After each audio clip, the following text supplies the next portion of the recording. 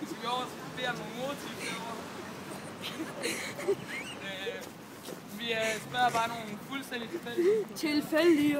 Om hvad de synes om det forskellige sminke. Ja, det bliver mega funny. Hvad skal man spørge om hvad? Mascara, ikke også? Hvad er din yndlingsfarve i mascara? Det tror jeg, det er sort. Hvad vil gå bedst til mig, hvis du skulle? Vil det være med til stikke til den? Jeg synes, det er den sort. Skal jeg gå ind og... Vi skal til Matas, kom så! Men der har jeg lige været.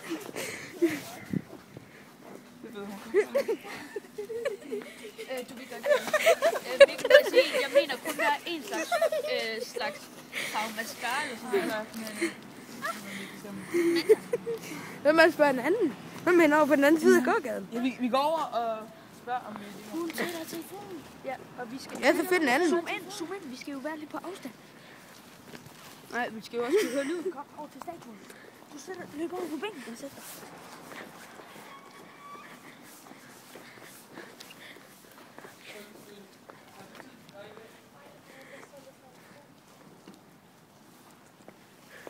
Så må vi spørge ved en eller anden tilfældig mand. Vi går ind og spørger Matas. Ej, men der er egentlig en god idé.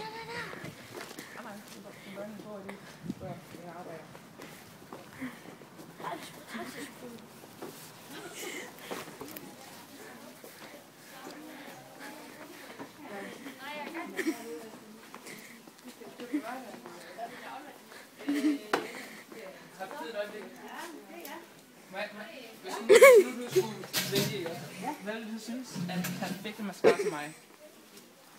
Mascara? Farve, ja. Jo. Hvad er din yndlingsmascara? Altså, hvad farve er? Ja. Det er dejlig farve, Og så er der noget, hvad er din yndlingsfarve i mascara? Ja, om den er pink. Pink? Det er også en dejlig farve. Ja, det er det. Ja, jeg tror, det vil blive lidt overdrevet.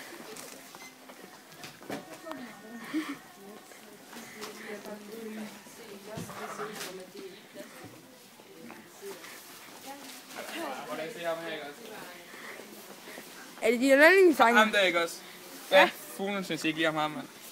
Men hun er sgu da lidt. Ej, det må jeg. Vi skal lige... Videre. Ja, hun er så fin nu.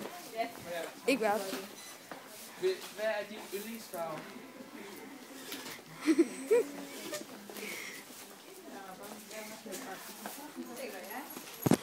Okay, jeg vet ikke. Og Pina tror der ikke, det er for mig, det her var kæft.